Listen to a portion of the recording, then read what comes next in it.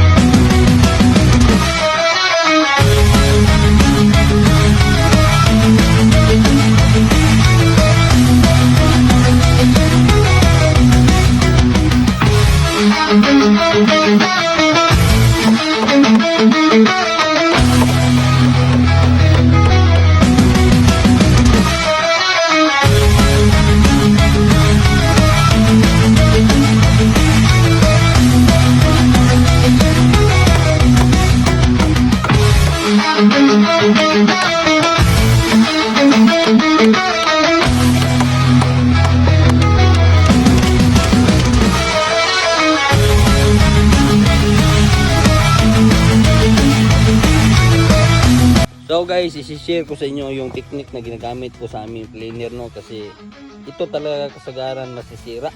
Ito ba? So ang ginawa ko guys, nagtawad ako ng thread rail. Ito yung lock niya. Ito di na to magagamit kasi guys kung bibili kami ng original, naghahalaga ng 19,000. Ito yung original kami no na pinakakaraan ni nga planer. Makita yan guys. Makita yan. Ang nakadeferensya sa local ug original kay ang original bisan pagkusog imong padagan mukuan gid siya mo banat gid siya mo kaon gid siya dili gid siya maglain og tingog. Ang pike okay man siya basta hinahinay ra pag padagan paminawon ra nimo ang iyang andar ba murag gyapon gud motor gud. Ang hinaw lang gyapon kasi ang andar dili nimo pugson kay pugson nimo maguba man to. So padayon to sa atong pagbikat.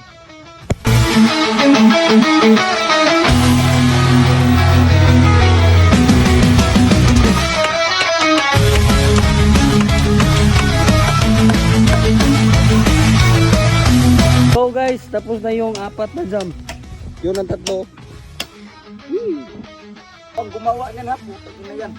Ang gumawa nito guys, si Juan, sige.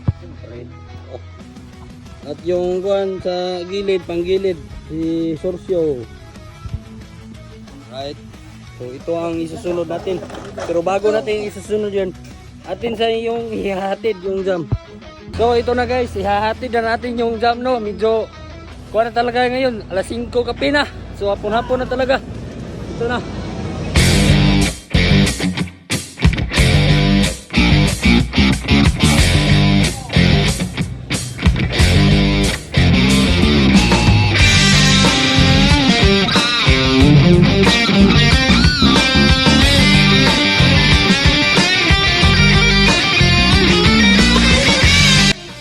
O siyempre big shout out kung mga panday ani. Atay hapit di ko malimot. So salamat.